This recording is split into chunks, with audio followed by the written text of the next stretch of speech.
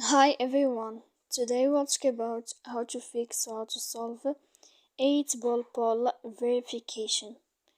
To know how to fix or how to solve 8-ball poll verification, you should just go to settings.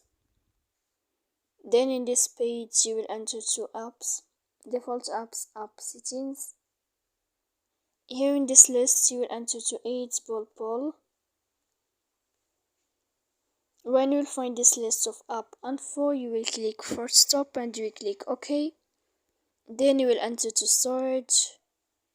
Here in this page we click clear cache, and in the end you can turn off your phone.